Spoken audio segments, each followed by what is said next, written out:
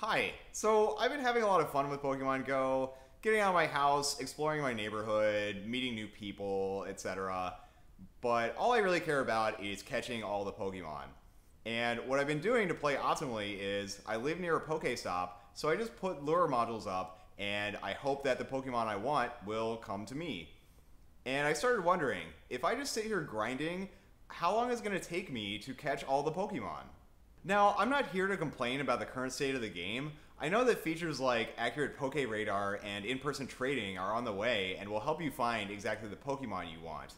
What I am here to do is use math to prove that if you don't go outside, you're going to end up bored, frustrated, and addicted. Completing your Pokédex is an example of something called the coupon collector's problem.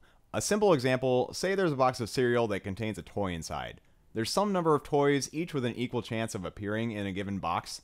We want to predict how many boxes of cereal we'll have to buy to collect all the toys. So let's say there's 10 toys we're trying to collect. The first time you open a box of cereal, you definitely get a new toy.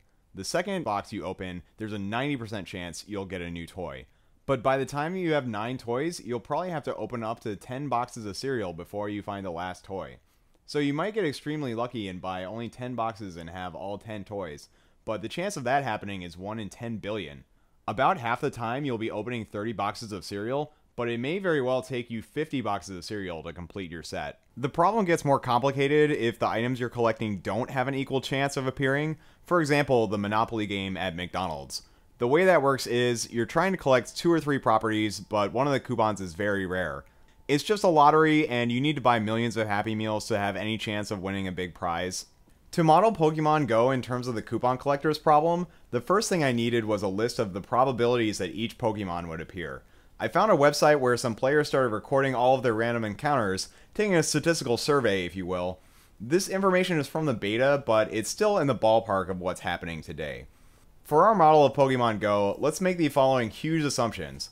First, that your location is pseudo-random or any Pokemon can appear anywhere. This means that every encounter has some chance of being one of the rare Pokemon we're looking for. For your location to be perfectly random in real life, you'd have to randomly explore the world and try to get a good mix of terrains and weather. But essentially, if you're playing the game at home, at work, on your commute, and in your favorite neighborhoods, your locations are practically random compared to other players. There's a lot to debate about this assumption, but just bear with me. This model also assumes that you only catch Pokemon from random encounters, so you can't use eggs or evolution. Also, we're ignoring legendary Pokemon that can't appear randomly. We're also ignoring the fact that each Pokemon has a chance to flee and a chance that you won't capture a Pokemon you want. With those assumptions in place, I wrote some code to simulate random encounters, and I ran hundreds of thousands of trials to find out how many random encounters you'd need to complete your Pokédex. It turns out that you need tens of thousands of random encounters before you have any chance of completing your Pokédex. In half of the trials, the Pokédex was complete by the time we'd gone through 42,000 encounters.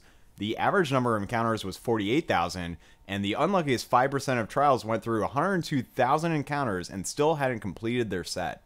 Let's assume that you find a random encounter every 3 minutes, which is about the rate I get when I sit at a Pokestop with a lure module. In that case, we're talking about thousands of hours of time investment to finish your collection. Just to give you a real-world example of this, I saw this post on Reddit from this guy who's one of the first players to hit level 30. He was complaining that he'd been through over 4,000 encounters and still hadn't seen some Pokemon.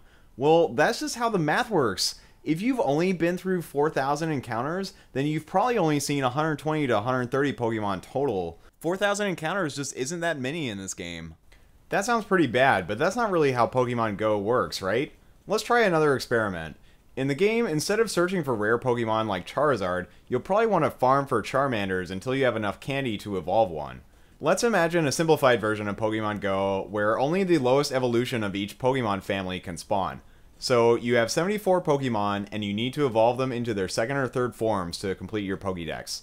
So for a Pokemon with 3 evolutions like Ghastly, we need 25 candies to evolve her into Haunter, and then 100 candies to evolve her into Gengar.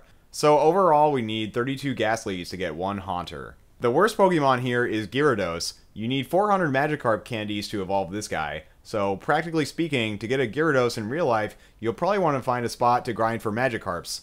Say you found a good location where Magikarps spawn 1 out of every 5 times, and you get random encounters every 3 minutes.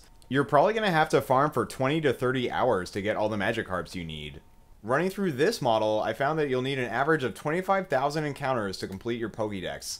This model is about 30 to 50% faster overall, but it's still going to take you hundreds, if not thousands of hours to complete. But Martin, you might say, no one's really playing like this, just sitting at their desks for hours, waiting for random encounters, hoping that they get lucky to complete their Pokédex? Well, they are. I saw this survey of players that showed that while people play Pokemon Go with many goals in mind, the top goal of them all was to catch all the Pokemon.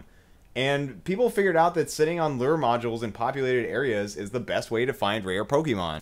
Note that this model only reflects the current state of the game, and that Niantic is working on features to fix this grindfest. Once PokeRadar works better, you'll be able to seek out specific Pokemon for your collection. People are impatient for this feature, so you can see there are already phone apps and websites like Pokevision.com to fill in this knowledge gap. Plus, once in-person trading is implemented, your odds of completing your Pokédex will be millions of times better. The CEO of Niantic even said in an interview that without trading, you basically have to spend a whole year traveling the world to catch all the Pokemon. But Martin, you might say, Pokemon games have always involved grind and random numbers.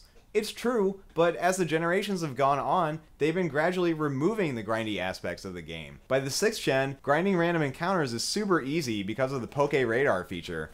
Plus, if you can't get a Pokemon you need by normal means, like through breeding, evolution, trading, battling, or using items, you can use features like Friend Safari or GTS to seek out the exact Pokemon you want.